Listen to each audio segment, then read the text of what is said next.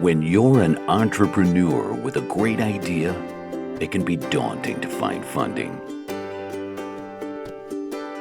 Startup Raven takes the process out of your hands by helping entrepreneurs connect and learn about potential investors all in one place, without any long-filled forms or 1,000 questions.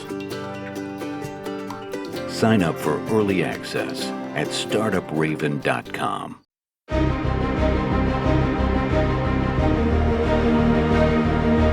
Welcome to Startuprad.io, your podcast and YouTube blog covering the German startup scene with news, interviews, and live events. Hello and welcome everybody. This is Joe from Startuprad.io, your startup podcast and YouTube blog from Germany, Austria, and Switzerland. Today I have a returning guest here with me. Hey Daniel, how you doing? Hi, Joe. Hi. Very good. Pleasure to have me. Thank you very much for that.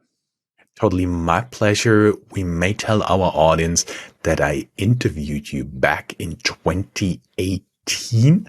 I do believe it was 2018. And a lot has changed. Therefore, we thought it would be prudent to really make an update, especially since you raised 100 million credit funding for your platform from Goldman Sachs, but that's something we will get to soon. I assume people already know, or some people will already know you from the interview, which, by the way, we link down here in the show notes. I just looked it up. Was published on October 18th, 2018, almost 5 years ago. Time flies. Time flies, totally. You have been developing quite good. I would assume we'll soon get into that. But can you tell our audience just a tiny bit on who you are, what you did before you got into fintechs? Yes, sure. So my name is Daniel. I'm a co-founder of Creditshelf and currently CFO of the company. In my earlier life, I used to be a consultant, which is how I started off my career in strategy consulting, but I always worked in the financial services space. So even as a consultant, I got in touch with banks, insurance companies, and, this is how I stayed in the matter. And at some point, I got an offer from a large investment bank. So I joined this bank and basically, jumped over the fence from being a consultant to becoming a banker. I worked for, shy of 9 years in international investment banking with positions both in Singapore and Zurich. And at that point, we were launching a new business in Asia, which I did for the bank as a project at the time. And I thought to myself, after that project had been delivered, that at some point I would like to try something out by myself. And this is how we founded Creditshelf. And ever since, we're based here in Frankfurt, and with a nice business that is supporting SME customers from a credit perspective. Mm-hmm. You already hit on credit and SMEs. So my understanding is you are a credit platform, not necessarily a P2P lending platform, but I think we'll soon clarify that. And for my understanding is right now you do some loans for small and medium enterprises, which build the backbone of the German economy, kleine mittelständische Unternehmen. You're not exclusively funding them because your funding can also be part of a bank funding, is my understanding. And you basically match there on the platform institutional investors with the SME, so nothing like Lending Club does. Is that true? Yeah, it's pretty much true. We provide loans to German SMEs, both the Mittelstand of today as well as the Mittelstand of tomorrow, meaning young, innovative, growing, fast-growing companies that have a need for capital in order for them to achieve their growth ambitions and, capture market share and develop markets. And we lend to these businesses because we see that there's a lack of funding from traditional debt providers such as banks. So our capital helps to, trigger and achieve additional business opportunities that would otherwise, not happen or not necessarily happen. And therefore we ultimately, support the German economy and the German Mittelstand, as I've said, with our credit products. I think the one element which I'd like to provide a little more detail on, because you said we match borrowers with institutional investors. It's not strictly a one-for-one matchmaking. We have, in the meantime, I think the platform has developed over the years. And in the meantime, we basically manage, dedicated funding vehicles, out of which we take the funds and then provide them to the SMEs. So therefore, institutional investors, such as, for example, the European Investment Fund and or other names, they basically provide funds typically into SPVs, which, serve the dedicated need of providing funds. And out of these, we take the money and we give it to SME customers. Mm-hmm. We may add for our audience, since depending on the podcast, there may be more than half of the people abroad. The German Mittelstand, the SMEs, are very physical driven industrial companies. So that means when they get an order, they first need to go into all the funding and financing for all the machines, all the parts, all the manufacturing, until they can eventually sell it. And that bridge between purchasing all the materials and getting it to the client and get the money, that is what you're referring to, right? Yeah, amongst others, this is what we finance, i.e. working capital situations like you have just explained. That serves, a big amount of our funding. In addition, we also finance M&A situations, for example, particularly, understanding that there's a demographic situation here in Germany. A lot of businesses, their current owners, they step out at some point, and there's a new generation of entrepreneurs who are set to take over these businesses. And that also often requires funding. So we can also provide M&A finance. As I said, we can provide longer term growth finance to support strategic investment initiatives. So our loan purposes are relatively broad. But clearly working capital, as you have explained, is the majority. Yeah. Mm-hmm. I see. I remember that there was a study, from KfW, just recently, that on average, the company owner that is looking for having a succession, so somebody taking over the company, as you referred to, is on average 64 years old. A third is over 60. So there's a lot going on here. It's not necessarily that you have like one company trying to purchase another company, but it's somebody stepping in and buying the company outright to basically take it over from the existing owner. You've been talking about a lack of funding for SMEs. In Germany, it's a lot of credit driven, meaning it goes onto the balance sheet of Volksbanken, Raiffeisen Banken, Sparkassen, all those little institutions in Germany, as well as the bigger ones, special loans by KfW, but also the big banks like the DZ Bank, Deutsche Bank, Commerzbank. They are all in the game here. So they heavily rely on credit financing German companies, especially the smaller ones. Where does this lack of funding, the lack of credit opportunities come from, in your opinion? So what we often see, with those businesses, is that the banks are lending to them, which is absolutely crucial. And I think this is also a big difference to, let's say, some of the more southern countries in Europe, where in some aspects you even have a limited supply of bank funding. I think here in Germany, the case is a little more specific, and it relates to the fact that banks would typically want to lend on a fully secured basis. So they take assets, typically physical assets, as collateral to safeguard their loans.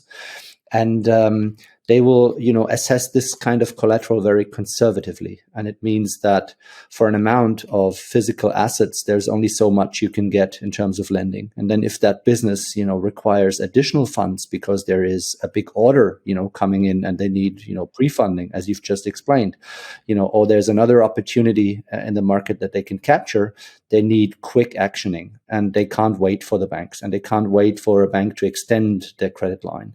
Hence, our product is fully unsecured. It means that it complements nicely the existing bank funding because it does not touch any of the assets, from a collateralization perspective. It does not basically change the bank's position.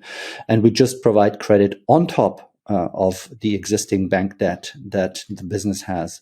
And I think this is, so flexible.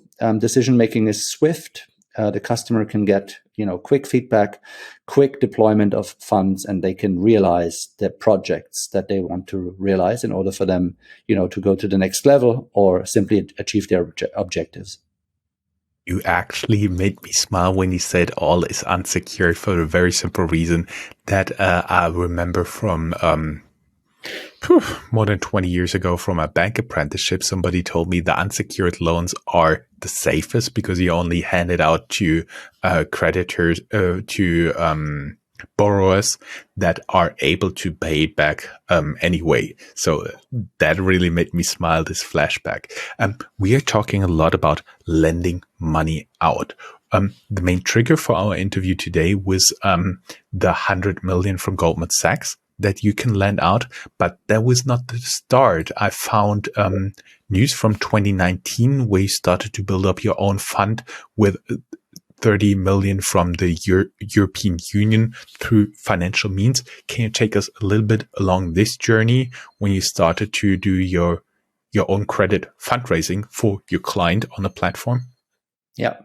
At one point, I think, if a platform like ours, over the years matures, and it develops, I think the need of having the whole funding under your own control becomes more important. So initially, when we set up Creditshelf, we were relying on smaller type institutional investors, for them to come onto the platform, look what we have in terms of projects available for funding and make their own decisions. Mm-hmm. But we realized that in order for you to have a reliable funding proposition to SMEs, you need to be able to fund. Anytime when you want to do a loan, you need to be able to fund that. Mm-hmm. And for this, let's say, controlling the funds and basically controlling the money is very important. So which is why we decided to, let's say, insource a little more, get more under our control, some of the funds. And that's how we launched our own Creditshelf loan fund at the time. And indeed, the European Investment Fund, which is the largest supranational investor in the world, they were an anchor investor from day one because they have a European, in fact, it's a pan-European mandate to support SMEs. And I think their view is that the existing bank channels alone, they are not sufficient. So they want to make sure that other channels, alternative sources of funding, will be developed and supported. And this is why they have chosen Creditshelf as their first and currently only partner in a German market from a credit platform perspective. So this is how we launched with them. And in the meantime, we have onboarded additional funds into that loan fund. And as I've said, for us, it's an important element of our funding mix. Mm-hmm. So basically, you have your own credit fund, you have institutional investors, and along those institutional investors, Goldman Sachs joined, and they're now all lending out the money through your platform.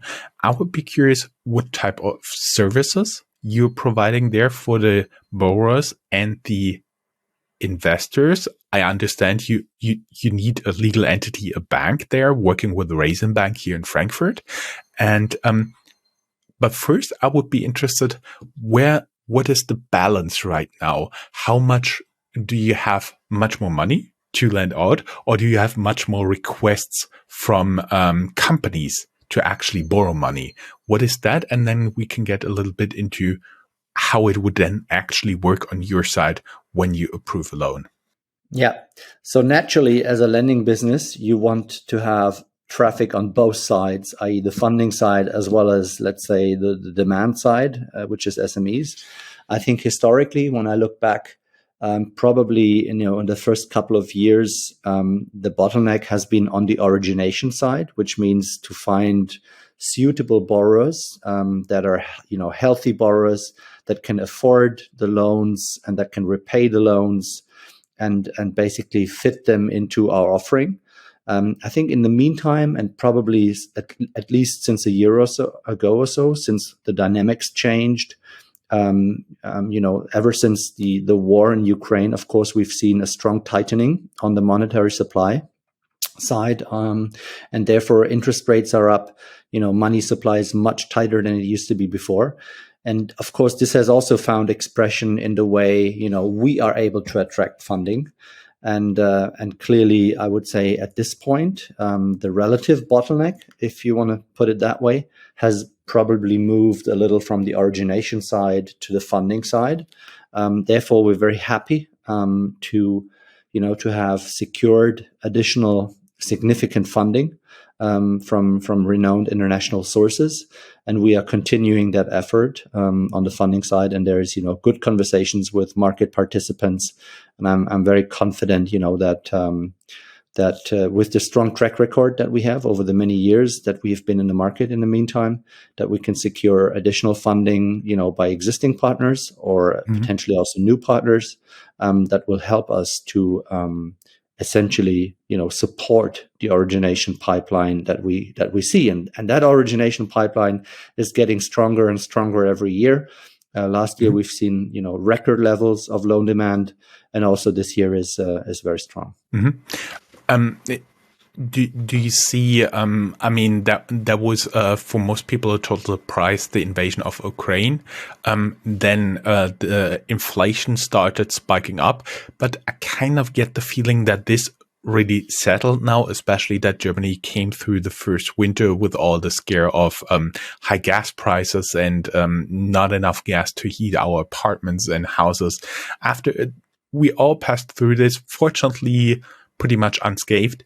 Do you see a difference right now this year, the first quarter of this year, as we're talking on the very last day of this quarter, in terms of demand? Was there a change? Hey guys, this is Joe from Startuprad.io. Today I want to introduce you to our newest partner, Newsly. Newsly is an all-in-one audio app for iOS and Android. It picks up the top trending articles on the web on topics you choose at any given moment and reads them to you in a natural human voice. We are also available there with all of our podcasts. Subscribe now and get 1 month off the premium subscription with the code STARTUPRAD, STARTUPRAD on newsly.me. I think, first of all, I personally see that lots of the uncertainty and the sort of market turmoil and volatility that we've seen, particularly in the second half of last year, has relaxed in the meantime. Of course, we are in a new world, right? I think inflation is probably not going to go away as soon as we would have hoped.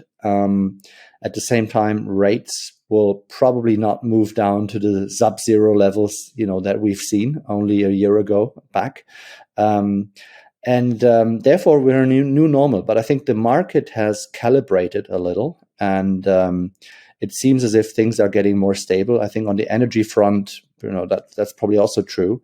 We've had lots of volatility, many SMEs in the German market that run heavy industry intense production processes that requires energy. I mean, they've been very scared on the back of the price movements. But I think the situation we're now seeing, I think, suggests that there's a bit more stabilization and that things will not, pan out as adverse as they, would have appeared maybe, half a year ago or so. So I think that's what we're seeing currently in the market. And, maybe to conclude, German SMEs have historically proven that they are very nimble, that they can adapt fast, to outside circumstances. And it is exactly that what we're seeing again in this crisis. Okay, I see you guys are doing pretty well. You guys are growing. It doesn't necessarily reflect right now in your share price. At the time we've been talking, you said you were the only pure play fintech listed in Germany. Is that still the case? Well, I think, there's certainly been market developments and other IPOs, following ours in 2018. But I'd maintain that the majority, clearly the vast majority of fintechs, they're currently not in the public market. We have at the time chosen to do so for a number of reasons. Becoming an institutional business, we wanted to have a positive signaling effect, to institutional partners, as well as hire talent. We are still hiring as we speak, and therefore finding talent in the market is very crucial for us. And, at the time, I think the IPO and, subsequently as a public company, you have more visibility in the market. So this helped us in, attracting talent. And so these were considerations that we had at the time when we decided to step. My understanding is that banks in Germany are right now not necessarily known for being very fast in approving credit. I've seen on your website it takes 2 minutes to request a loan, 48 hours for your check, 1 week to make an offer, and 4 weeks until the payout. Can you give us somehow perspective how realistic this is for you and how long it may take for a classical bank to do the same process? Yeah, so I think these times are indicative. We can be faster than that, as we've proven. I think the fastest loan we've paid out was inside 1 week in an ideal process. Now, I think what we often hear from our customers is that the banks are taking weeks, if not months, for sure. And I think the big benefit of our process is that the amount of interaction required with the customer is very minimal. So we've really designed this process from a customer's perspective, trying to minimize time and effort, using existing information rather than specific information that has to be made up. So, for example, we take data from the accounting system of the customer. They can easily provide that to us by uploading via a our secured portal. And with that, we can be very fast in providing the customer with a feedback, which is typically an indicative quote that we try to, bring out within 2 days. So we tell the customer, look, this is the amount of credit we can provide. This is the indicative price. And if they like to move on that basis, we go into the final step of the process, which is a small, if you call it, due diligence. So we assign a credit analyst on the case, and then we discuss the business, from a credit perspective, from a market perspective, from a financial risk perspective, from a sort of future ambitions perspective, to basically round up our view and, ultimately being able to make a final decision. And if that final decision is made, we simply allocate one of our, funding pots. So these are essentially credit boxes with pre-approved and predefined criteria that need to be matched. And essentially, if it goes through our process, that basically means that it usually is also suitable for one of our funding vehicles. What does your average customer look like? So the typical Creditshelf average customer is a family business that has been around for more than 20 years, has 20 million of annual turnover, and has been in the market, as I said, for a number of years. We often see these businesses sitting in the regions, so they're not necessarily domiciled in the big cities, but really sit in the regions. Industrial focus is often a connex that we see. So really, actually the backbone of the economy. So I always keep saying, for those of you that understand the German expression, überall wo es dampft, zischt und raucht, that's also where you find Creditshelf. So that's a typical Creditshelf customer. Very well, where it steams, pipes, and smokes. Exactly. That means like physical production. Yes. Yeah, that's Okay, often I what get we it. see. Yeah. I see. We've talked a lot about your company, how you do the credit, and your customer. Can you let us participate in your outlook? Where are you seeing this whole thing, meaning the economy, meaning your business going this year? I know there's a lot of uncertainty and forecasts are especially difficult concerning the future. I know all of that, but just a little hint. Yeah, I think generally speaking, the need for capital is clearly crucial. For the business, we come out of a crisis, Corona, where I think still some of the businesses, they faced a difficult environment and difficult time. Fortunately, we had a lot of government support at the time, and banks passed through KfW loans. All of a sudden, we found ourselves in the next crisis, inflation, energy prices, and so on. So I think there is, coming out of those crises, there will be, need to propel growth. And that's why businesses need funding.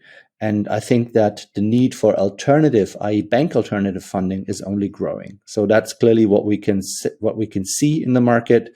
That's a trend that will be continuing. Hence, funding sources outside traditional banks, will be ever more important going forward, and that's what we want to profit from.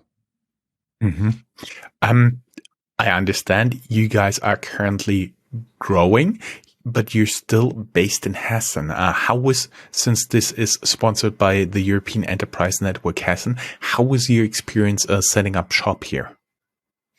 Oh, very positive, I would say. I mean, there's often these, rumors of, talking about many obstacles and barriers when it comes to a founding process. I wouldn't want to go as far to say it was the easiest journey in the world, but it was, on the other side, also not, so cumbersome. So we have ongoing talks with the ecosystem here. We found good contacts. We exchange views, with people, both from the fintech as well as the non-fintech world. In our early days, we were one of the winners of the Gründerpreis of Stadt Frankfurt. So that also helped us, to establish our reach. And all in all, I must say we're very pleased and very happy to be here. There might not be as much talent, particularly IT talent, as maybe in cities like Berlin. But on the other side, there is more of an expertise when it comes to financial services. And as we are ultimately also a financial services firm, that caters quite nicely to our needs.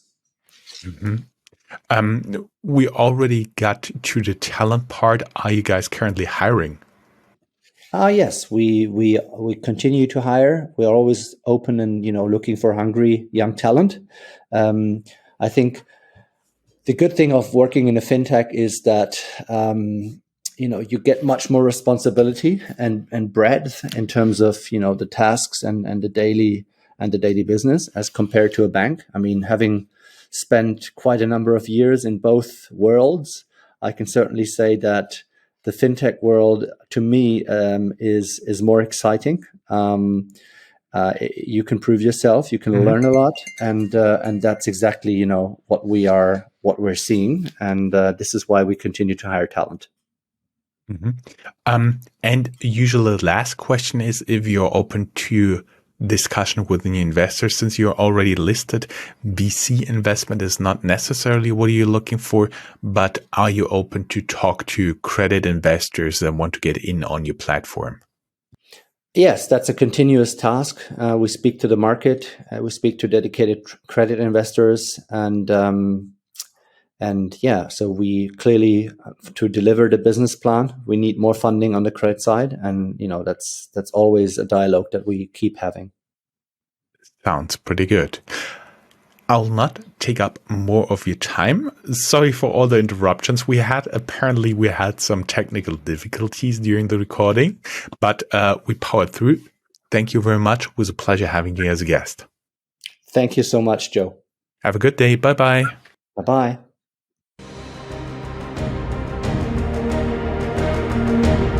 That's all, folks.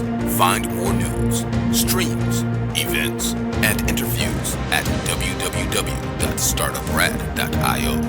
Remember, sharing is caring.